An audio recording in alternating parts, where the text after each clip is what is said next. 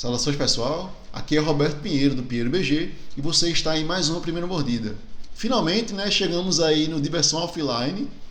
Eu estou cobrindo aqui, se você ainda não sacou a ideia, né, os jogos que eu conheci nesse ano.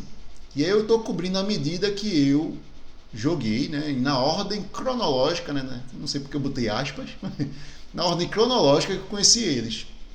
Por consequência, né, o Diversão Offline ficou lá para frente, né? Então o evento foi em junho e eu só estou falando dele agora, bem tardiamente, depois que todo mundo já falou do DOF, que todo mundo já parou de falar do DOF e eu estou aqui para falar do DOF. Totalmente atrasado, mas é assim mesmo, esse canal é muito torto e a gente segue fazendo as coisas de um jeito diferente de todo mundo, né?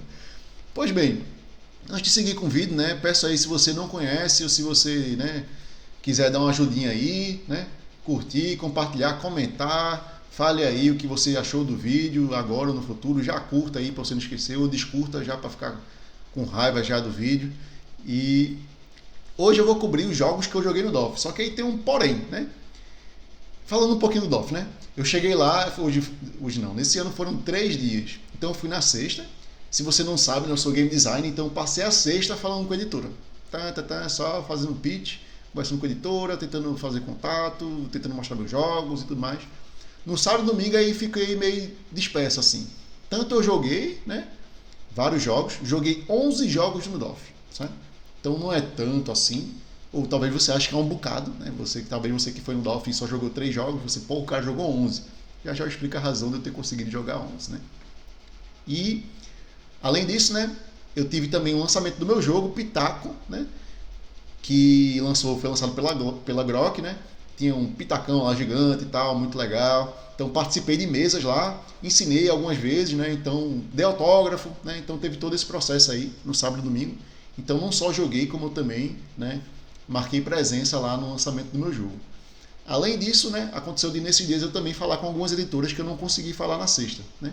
Então teve editora que eu só consegui agendar alguma coisa para o domingo, teve editora que eu só consegui falar no sábado porque a pessoa não estava, ou a pessoa já estava ocupada na sexta-feira, não sei. Sei que rolou desse sábado e domingo ser mais bagunçado assim, de tipo, fiz várias coisas simultaneamente e tudo mais, né? Gostei do evento, não tive o problema da fila, né? Mas é um problema gigante, porque eu não tive o problema da fila, porque eu fui na sexta-feira. Então eu peguei todas as credenciais na sexta-feira e depois foi só entrar, não precisei passar na fila de novo, né? Mas bem, independente de todos os problemas aí que teve, né, achei produtivo para mim, né? Acho que vou continuar indo os anos, acho que essa foi a terceira vez que eu fui seguida, né? Então nunca tinha ido, passei aí todo ano, porque eu acho que é um bom momento. Eu encontro gente lá que eu nunca encontro, né? Então eu sempre encontro o Zuzu lá, Zuzu que eu conheço, porra, tempão. Tem Mário também encontro lá. Então tem muitos game designers que eu conheci antes e que aí eu aproveito a oportunidade de estar lá no DOF e encontro. Então encontrei também o Bruno, né, que eu encontro em outros locais, né, mas também encontrei lá no evento. Encontrei a LED, que eu nunca tinha conhecido ao vivo, conheci, né?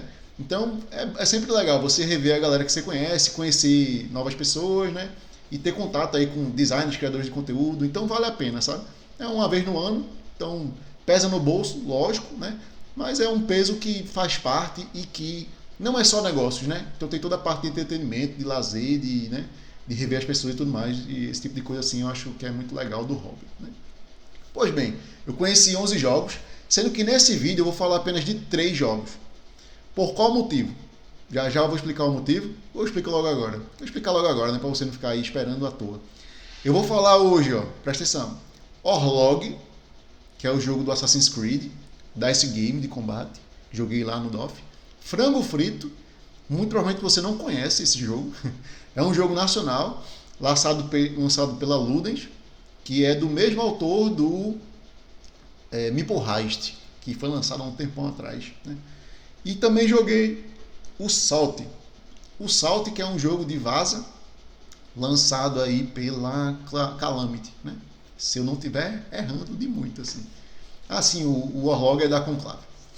E, pois bem, vou falar desses 3 jogos.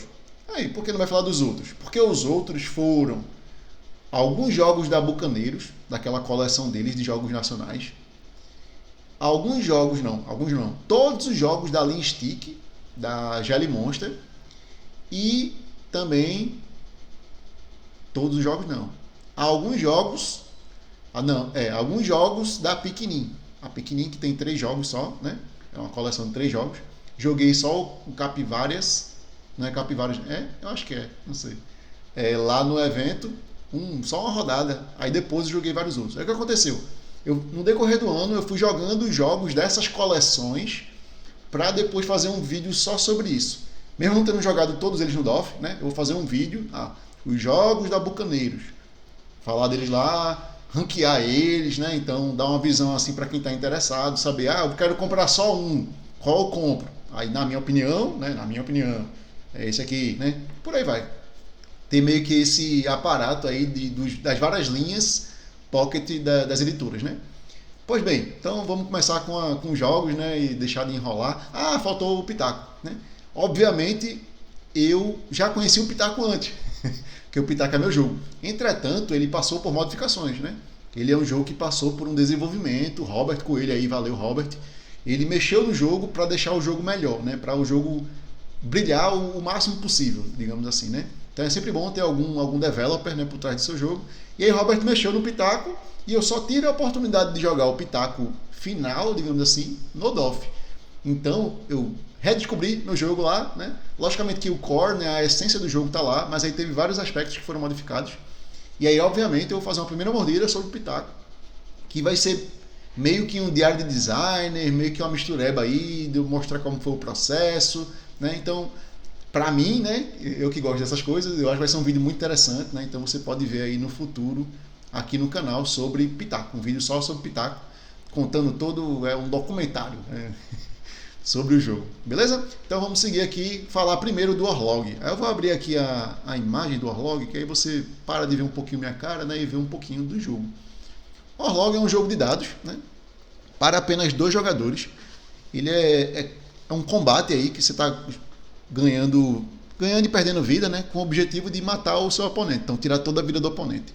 A vida, se eu não me engano, são esses pedacinhos de pedra aí que você está vendo na tela, né, mais à direita aqui. Deixa eu arrastar. Esses pedacinhos de pedra que é a vida. Aí tem essa cumbuca aí, que você joga os dados. E tem ainda dinheiro no jogo, né? E umas habilidades especiais que não sei quantas entram assim sempre, mas a gente jogou, acho que foi com 2. Posso estar enganado aí, já faz um tempo, né, que eu joguei. Mas a primeira impressão do jogo permanece na minha cabeça. Pois bem, primeira coisa que me incomodou, não existe o nome do designer na capa, né? Então, para mim é muito esquisito isso aí. Para mim é uma postura muito defasada, é uma postura de grandes empresas que não tem a menor noção do que estão fazendo. Então aqui o jogo não sei quem lançou, tipo lá fora, foi alguma editora de jogo tabuleiro mesmo, deve ter sido. Mas na capa tem dizendo que é a Ubisoft e tal, então lógico que eles querem botar, né, o logo deles e tudo mais, só que eu acho muito esquisito lançar um jogo sem o nome do designer, né? E no BGG não tem listado quem é. Quem diabos fez esse jogo? Talvez no manual tenha, mas tô achando difícil, porque porra, não tem no BGG, achei muito esquisito. Em todo caso, isso aí me incomodou profundamente, né? Até porque eu tô do lado do game designer, óbvio, né? Mas bom, como é que o jogo funciona? Para mim o jogo tem, você vai pegar esses dados, rolar, aí você pode travar um ou outro, depois rerolar, acho que você faz isso até 2 vezes, como se fosse um jogo de Yahtzee, né? Depois que você joga lá e tá tudo fixo, você vai fazer o combate acontecer. E aí as coisas acontecem com os jogadores comparando os dados que eles rolaram. Então joga eu, joga você, a gente vê quais eu ataquei, quais eu defendi, quais eu não sei o que, lululu, né? Então é feito isso, várias rodadas disso aí. Não gostei, né? Pra mim, o jogo é o quê? O cara teve uma ideia de sistema de combate, na minha opinião, sem graça, e aí não é aplicável esse sistema de combate num jogo maior, aí transformaram num dice game daquilo ali, acabou-se.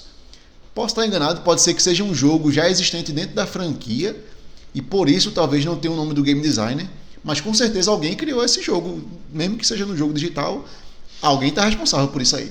Pode ter sido uma equipe, né? Mas não sei, eu acho muito esquisito não ter o nome de ninguém lá.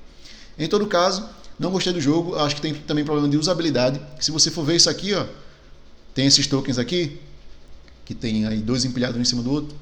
Você não consegue ler isso direito, primeiro porque é minúsculo, segundo porque o fundo não é chapado, né? Ele é um fundo com ranhuras e as letras se misturam com, bicho, horrível assim de ler, muito ruim, decisão de design triste e não gostei. A nota aí do jogo é Dó. Deixa eu ver se eu acho até o meu selinho aqui de nota Dó. Aí, ó, nota Dó pro Orlog. Muito ruim, não compensa. Não sei se já entrou em promoção, se não entrou já deveria.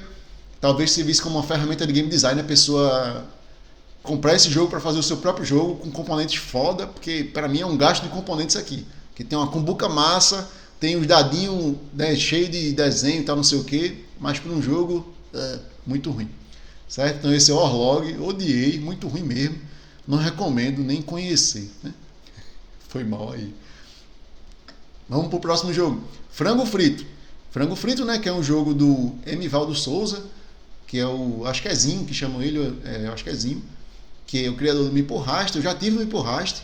Para mim é um jogo muito bom. Ele tem a pegada de regicida, no sentido de que cada jogador não sabe o que o outro quer fazer necessariamente, mas dá para você ter uma noção, né? E aí é um jogo que todo mundo mexe no tabuleiro, mas cada um ganha por uma coisa diferente, né? Ah, eu quero um Mipo azul aqui, ou você quer um Mipo azul lá, e dá uma confusão. O problema desse jogo é que pra mim, eu tô falando até de outro jogo já, né? Mas bom. O problema do Miporrast é que ele é um jogo pra 2. E ele diz que vai até 6. Aí me frustrou isso aí na época e tal. Aí terminei que eu vendi o jogo, me desfiz. Mas é um jogo legal, né? E aí tive a oportunidade de jogar o Frango Frito, né? Que é um joguinho muito mais zoeiro e descompromissado. Então basicamente você está cozinhando frango. Essa é a ideia do jogo. E aí você tem umas panelas aí com números, que é a quantidade de frango que cabe lá. E você tem um franguinho, o frango e o frangão. Que é esse 1, 2 e 3. Que é como se fosse o tamanho do frango, né? E você está cozinhando esses frangos. E lógico que o frango de 3 vale mais ponto do que o frango de 1. E por aí vai. Você faz isso usando cartas de ação, que aí, infelizmente não está na foto. Mas as cartas de ação vão ditar o tanto de coisa que você tem que comprar, a habilidade que você tem, uma série de fatores. Todos os jogadores têm o mesmo baralho, né? Só que aí você vai ter esse baralho em ordem aleatória, né? Então, minha ordem de baralho vai ser diferente da sua, porque você começa, sei lá, não vou lembrar quantas cartas são, mas sei lá, você começa com 5 cartas, aí você usa uma, compra uma e fica nessa. Então, as minhas 5 cartas iniciais não vão ser iguais às do meu oponente, e é isso que vai fazer o jogo fluir de uma maneira distinta para cada jogador. Só que, para mim, esse é o problema do jogo, né? Ficou meio que um impacto da sorte muito chato, porque você, no começo é bom você ter X cartas específicas lá, ou no momento que tiver muito frango ou muita panela, você ter a carta certa na mão, né? Então, para mim, esses jogos que tem que ter a carta certa no momento certo, é sorte, né? O jogo é leve o suficiente para isso, mas para mim não faz meu gosto, né?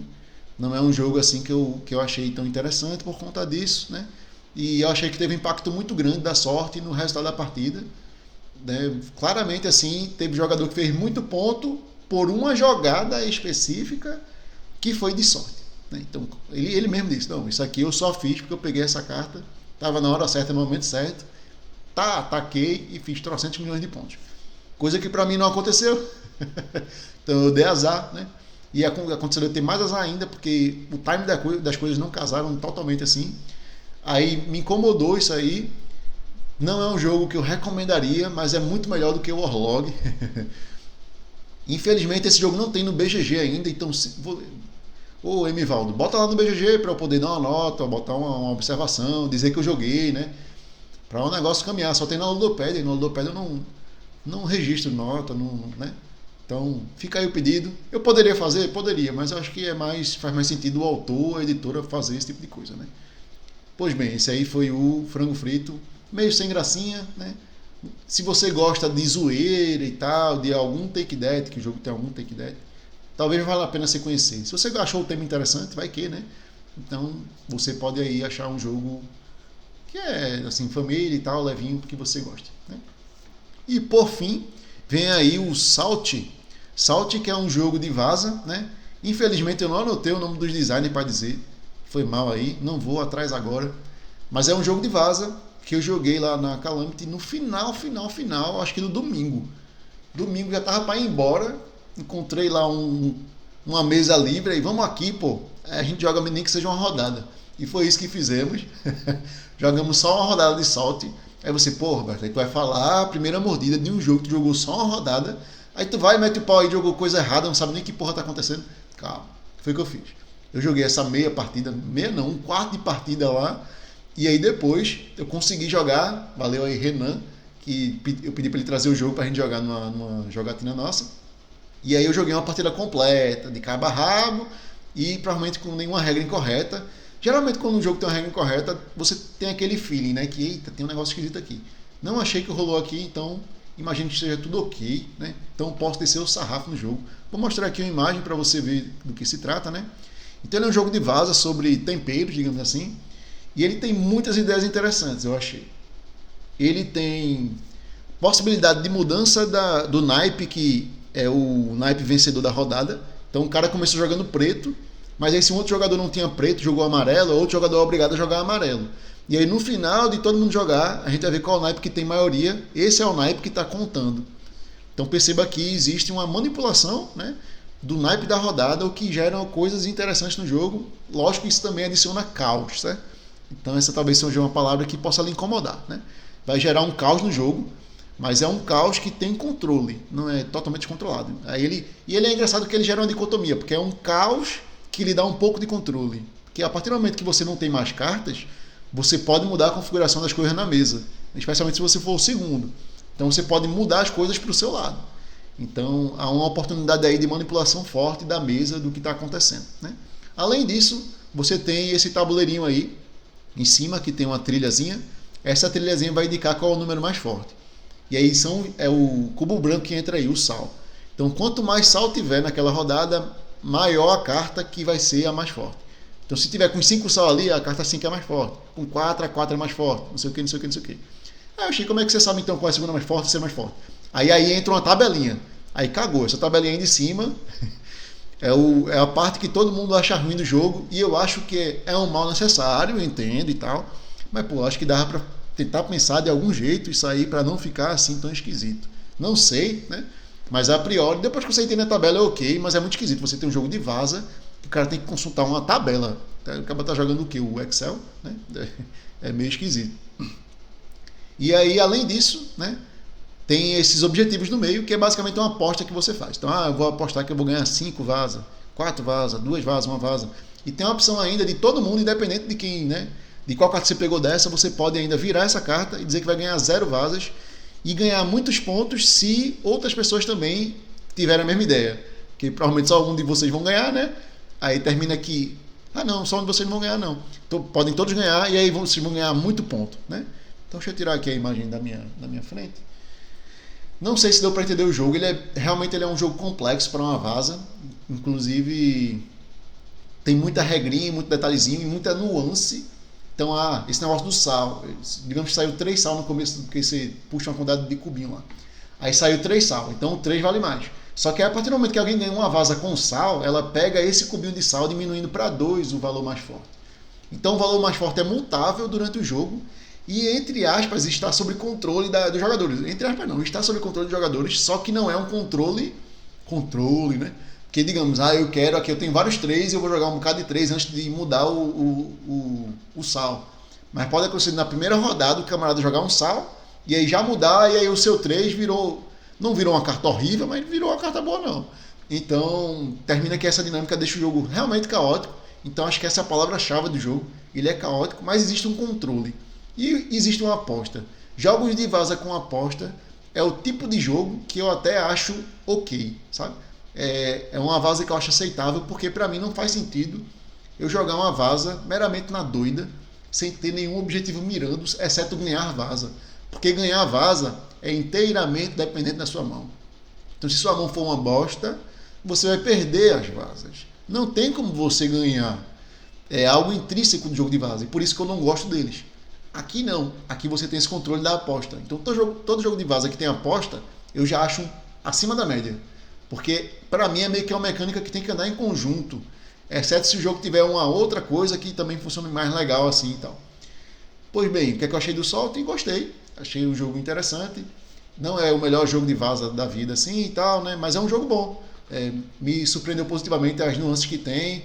Você, quando ganha a vaza, você pega um cubinho. E aí você pode ganhar uma vaza que não tem mais cubinho. Então é possível, mesmo eu tendo apostado de não ganhar nenhuma vaza, na verdade eu estou apostando de não ganhar nenhum cubinho. Então é possível ganhar vazas e não ganhar cubo. Isso aí é muito interessante. Então gera umas dinâmicas legais. Então achei o jogo em suma, né, inteligente. Ele é um jogo inteligente, né, que merece aí o hype que está tendo, né, porque para quem gosta de jogo de vaza, ele vai ser bem diferente do usual, né. Então é bom porque você sai mais, meio que não é mais do mesmo, né, que acontece muito com o jogo de vaza, ser tudo muito parecido assim, pelo menos eu acho. Então esse aqui eu achei diferente. E é um jogo que vale a pena você ter, mesmo que você tenha múltiplos jogos, né, de vaza aí na sua coleção. Então, acho que é isso, pessoal. Falei aí um bocado, espero que tenham gostado do vídeo. Vai sair, né, vários vídeos aí, um para bucaneiros, um para Jelly Monster, um para Pequenin e um para Pitaco, né? Então, teremos aí vários ranqueamentos de jogos. No caso aqui, entre esses três, o Salt foi o melhor, né? Claramente dá para perceber que eu preferi ele. Então é isso. Até a próxima. Tchau, tchau. O vídeo apresentado não explica os jogos. Caso deseje entender os jogos, o manual deverá ser consultado.